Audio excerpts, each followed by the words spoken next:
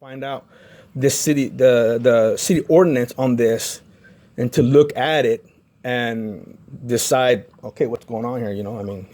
You're right, I'm wrong, or vice versa. Hey, you know what, I'm wrong. Either way, it doesn't matter. It sounds stupid and ridiculous because the knock and talk would have told you it'll be no more than 2 weeks, to do this. It doesn't take that long to do something like this. And it's not going to sit here, like I said, it's not going to sit here for 2, 3, 4 months. And a junk vehicle, sitting there and it's on jack stand, makes the place look bad. It's not like that. My wife she's right here, and I'm on speakerphone, and she has something to say. I'm like, I don't know if this. I told her, I don't know if this is going to really help at all. I don't know if you want to. Go ahead. Go, Sharon. So I saw things, DallasCityNews.net, straight from City of Dallas, and it straight up and says vehicle storage. Fixing up that car may be your weekend pleasure, but if it is on the street or visible on your property and not drivable or partially dismantled with expired tags or stickers, we consider a junk motor vehicle. So to help do your part and keep your neighborhood looking nice, move the vehicle into the garage or storage unit when not doing repairs. Okay? He's been doing constant repairs on it. He has to wait for the rain to stop, then he can go right back out there. It's not like he can immediately drop it and haul it into the garage the second the rain starts. That's one. Right. Another thing I saw in there, because I looked up this illegal land use in reference to working on vehicles and what is and is not allowed. And according to Dallas City ordinances, it is only illegal from the city ordinances, and I do not remember what the ordinance number was, is if he is getting payment for doing repairs. That is the only thing that is discussed. It does not say it is limited to oil or tire. It straight up and says you can do the repairs, but if you get payment, then it is illegal because that is classified as a business transaction on private or residential property, not zoned for that type of business. He's not doing this for payment. He's working on our own daughter's vehicle. Like that van last year, we still have it. Understood. Number one, let's go back. So you said the first one you were referring to, that's called junk motor vehicle. I did not classify what you guys doing as a junk motor vehicle, so that's irrelevant. Number two, I classified it as illegal land use because you are doing major repairs on your vehicle, which is not allowed by the city of Dallas. I will find the ordinance. I will send it to you, and hopefully gives you better explanation. Like you said, you'll have it done within 2 weeks or so. That'll be sufficient. Because I'm coming back in 2 weeks to do an inspection, see if the vehicle is still there being repaired on. And like I said, I looked up the ordinances, and the only time it referenced anything about repairs being illegal is if you're receiving payment, and that is the city ordinance, City of Dallas. Nothing in there states that you cannot do quote unquote major repairs on your own personal vehicle and have it be a violation. Sounds very subjective to me. Your ordinances you're interpreting it your way, and we're interpreting it the way it's written. He's not being paid, so he is not violating any ordinances. That's the way it comes off to any resident. What I don't want to do is go back and forth, okay? Well, that's exactly what's going on because you've got your opinion when we're reading straight statute. References for you, and I will send them to you, or I will come by there and I will drop them off for you, okay?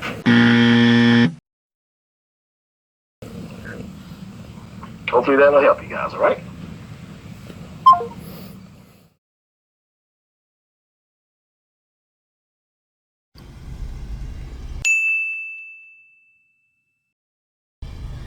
Yes.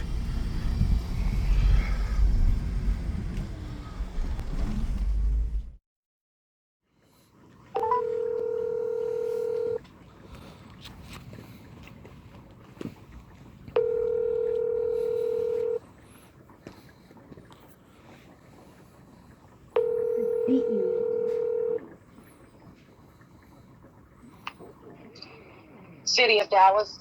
How can I help you? Hi, I'd like to speak to Daniela, please. My name is Jose Villa. This is she. How can I help? Oh yeah, can you hear me? This is Jose Vela. I'm asking. I'd like to speak to Daniela. Okay, yes, Yes. Daniela. Okay. Hi, yeah, I have. Let's see. I guess you're the code enforcement supervisor.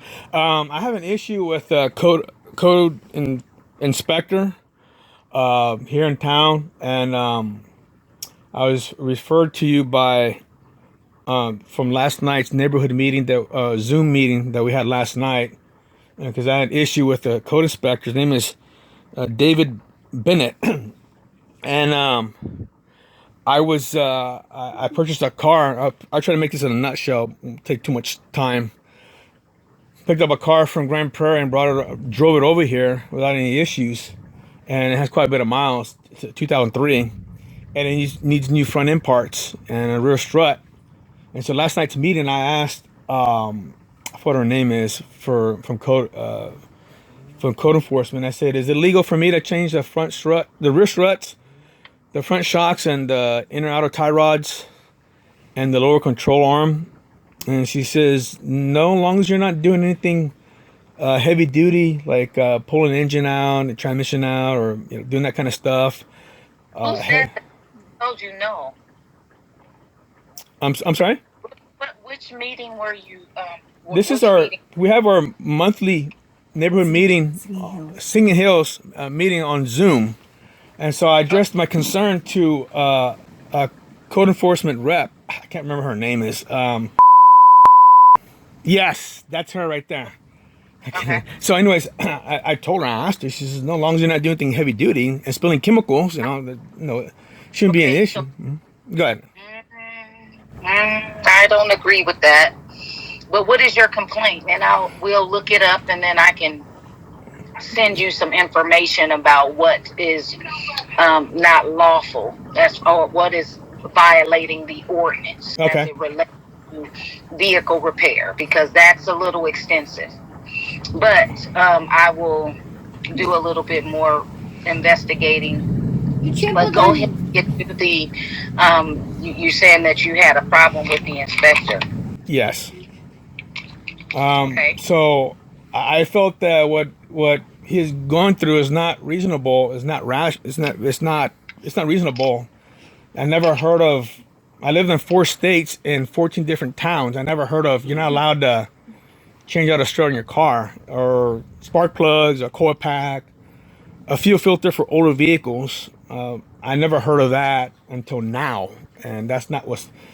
And so, Well, I struts and a filter is totally different things. I'm sorry. Say it again. I said, wouldn't a strut and filter be two totally different? It's like the labor times of labor. Like if I'm changing a filter, wouldn't that be less times to do that job compared to putting on struts? I don't know. That's why I'm asking. It depends on the vehicle. The early 2000s, this one takes probably about 5 minutes. And of course, that's not what I was doing. But as an example, No. rear strut can take. It depends on the vehicle. It doesn't take. I'm not talking about days. I'm talking about like an hour. For both rear. Hang on. There's thunder. Hang on. Oh yeah, it's some raining out there. Yeah, I'm next to a window, and I'm. Oh, so anyways, anything, anything out of the what I would believe, in my opinion, would be out of ordinary.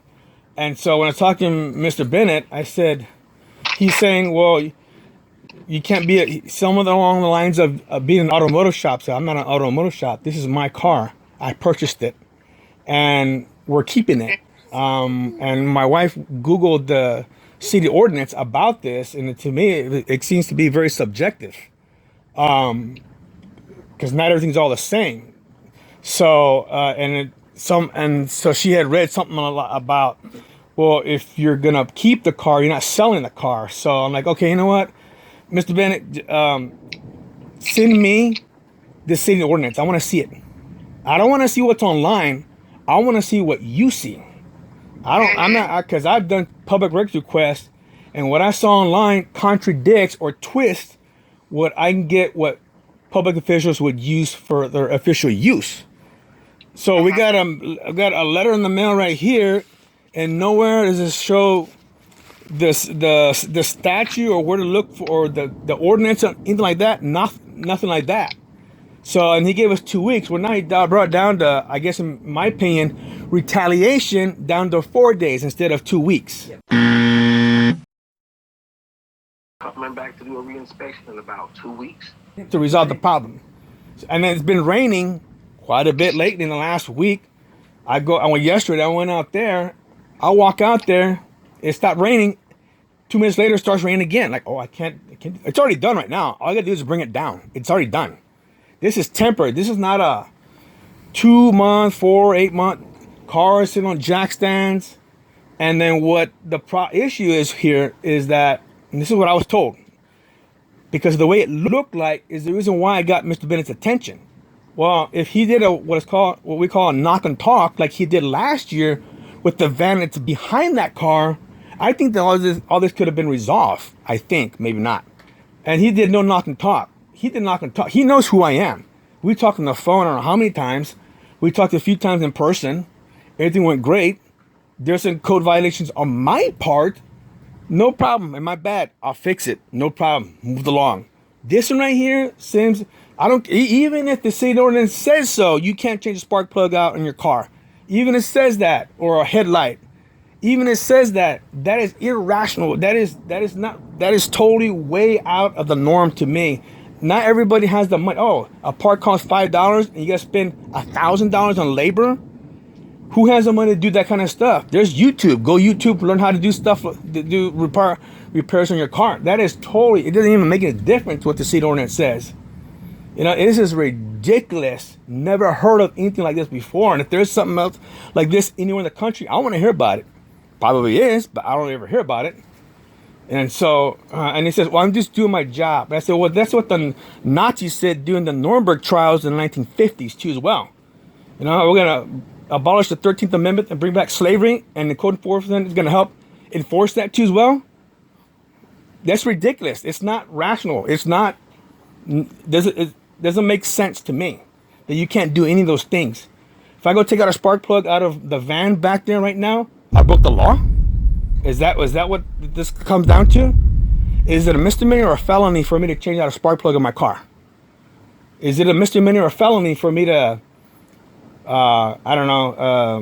change out an air filter or, you know? Now he said you can change your oil, you can change out your tires. Well, of course. I mean, you know, that's fine. So this, to me, it doesn't matter. This is way out of the norm. You know, somebody who couldn't get a job at McDonald's because their IQ was too low created a law saying, "Oh, you can't work on your own car." Probably says the person that's probably got a fat pocket, a fat wallet, and they can afford car repairs and labor. So that's where I come from. That's where my views are. And so, you know, anyways. Well, again, no. Instead of me looking it up, when I get back, you said that on your notice of violation, the ordinance wasn't listed on it. Oh, I want to know the first one was a door hanger. It says illegal land use. So, in other words, like he said, like Mr. Bennett said, auto shop. I'm not an auto shop.